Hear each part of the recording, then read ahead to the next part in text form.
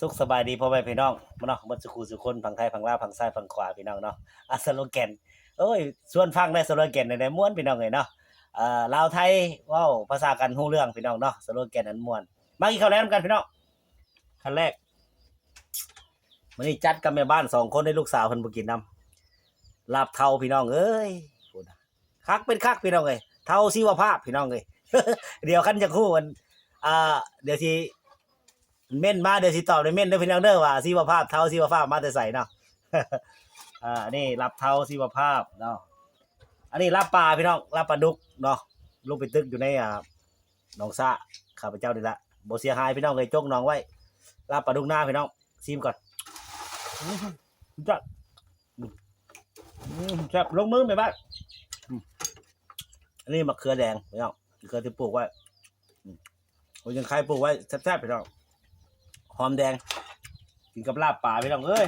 ผักกระถินผักกินินพี่น้องมากินข้าวแลงกันพี่น้องมาเบิ้ลสุกุลสุคนมาสุดยอดมีลาบเท้าพี่น้องลาบป่าเบิ้ลตัวนี้แหละอาหารบ้านนาพี่น้องก็อยู่ทงไห้ทงนาเนาะบุ้ยยังเขือบ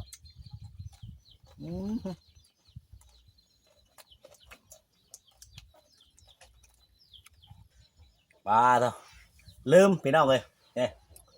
ลืมน้ำแร่พี่น้องเลย น้ำแร่ลืมโตเนาะกันได้กึบเข้าไปแล้วโอ้ยให้กันหน้ากว้างๆพี่น้องเลยง่วงควายเพื่อนอยากเข้าอยู่เล่าเต็มล้นอังสางความเพิ่นโม่วะเขาเพิ่นได้กึบไปได้ที่แล้วนะเงินมีบ่มีก็ว่าเพิ่นมีแน่สิตายเลยพี่น้องเลยหลักขายข้าวเทื่อ3-4 สอบบ่ได้ซื้อเหล้ากิน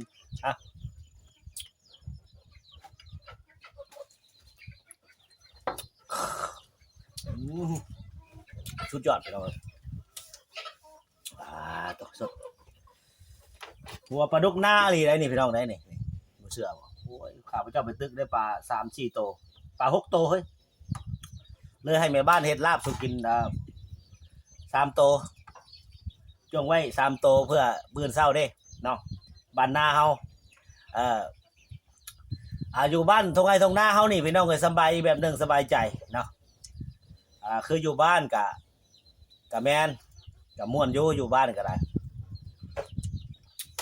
แต่อยู่หน้านี่สบายใจไปอย่างนึงเฮาก็อยู่นำกิจกรรมของเฮาเนาะเผาหัวเผาสวนพี่น้องเด็กเป็นเลี้ยงไก่เนาะมีน้องปลาพอได้หาอยู่หากินเช้าแลงบางมื้อบางคาบนะพี่น้องเนาะเว้าภาษาบ้านเฮาเนาะภาษาลาวบ้านเฮาบางคาบนี่เฮาบ่ได้เสียเงินจักกีบเฮาก็อิ่มได้พี่น้องเอ้ยคันเป็นคนประหยัดมัธยัสถ์แน่นอนคือข้าพเจ้านี่เนาะคาบนี่ก็เสียแล้วนี่น้ำแร่นี่เราไปนั่งเนาะ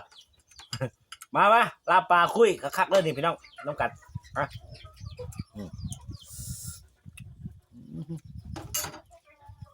เกลือ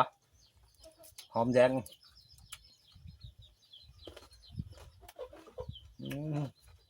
ผักติ้วผักธรรมชาติพี่น้องรัดเต็มที่เหมือนบ้าน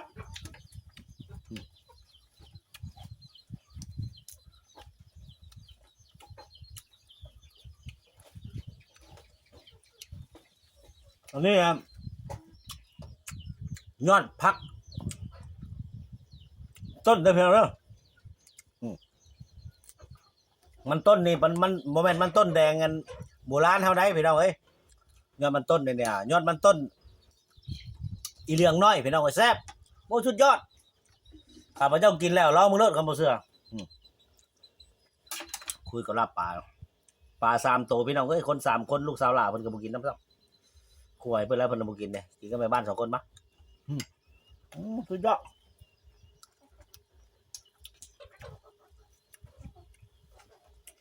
คลิปบางย่าฮันมีคนแซวอ่ะโอ้ยไอ้เอ้ยกินตอนว่าซั่นเมียเจ้าทากินข้าวอยู่ แม่บ้านข่อยเล่าว่าบ่อยากเก่งปานใดเนาะหักแต่ว่าคันเราได้ฟิลอย่าไปเว้าเด้อพี่น้องเอ้ยถ้าเราได้ฟิลแล้วนะว้ายเราลืมพดซื้อข่อยพุ่นแล้วสิเว้าไปสั่ง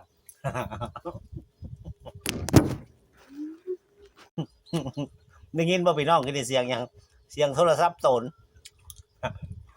เพราะว่าขาตั้งกล้องโทรศัพท์บ่มีพี่น้องตั้งแต่กระตุกน้ำดื่มจัก จนจักบ่จนเลยพี่น้องเอ้ยสุดยอดพักขนินพี่น้องเห็นด็อกเตอร์เพิ่นลงกัน Facebook มาว่าซั่นตับต้องการใบพักเขียวว่าซั่นนะข้าพเจ้าตัดเต็มกระโตกเลยมันนี่พี่น้องเห็นบ่เลยจะพักเต็มกระโตกพี่น้องอันว่ารีวิวเนี่ยก็ขออภัยด้วยพี่น้องเด้อเพราะว่าขาตั้งกล้องมันบ่มีเลื่อนไปเลื่อนมาพี่น้องสุดยอดครับ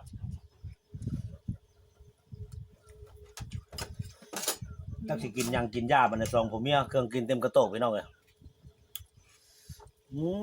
เฮียบละบาทได้รับเท่าครับเบิ้งย่อถอยสดถึงไม่จากบาทจำน้องไม่บาทจ่องบ่วงถึงมาพี่น้องมา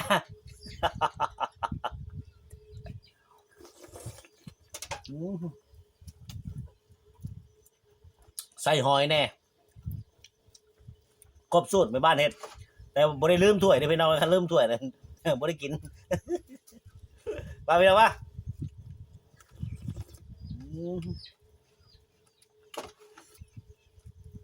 ย่อยค้างน้ำแย่พี่น้องเลย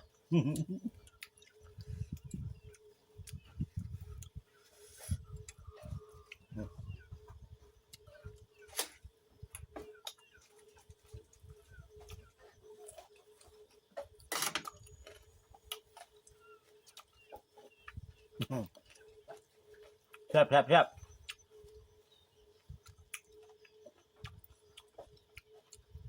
มากระทินอ่อน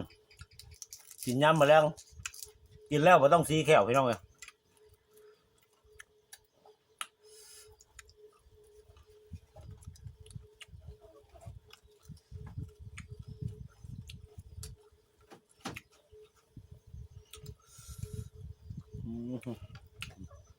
คำเบ้งๆเนาะ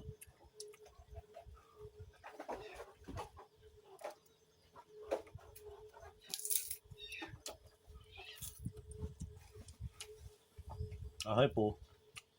หน้าคาเกะมะเขือเป็นหมั่งพี่น้อง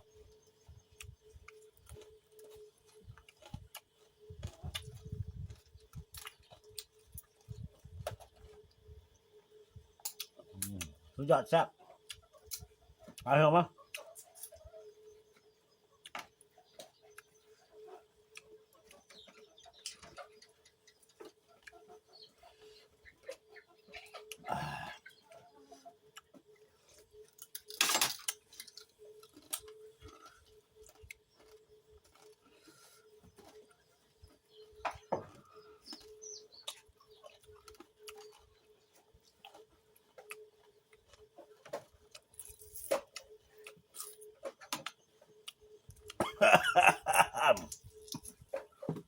มันแซ่บพี่น้อง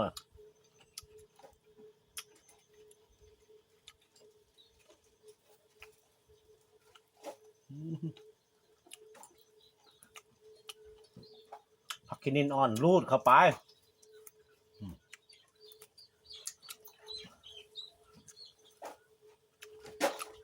กุ้ยเข้าไปลาบนี่พี่น้อง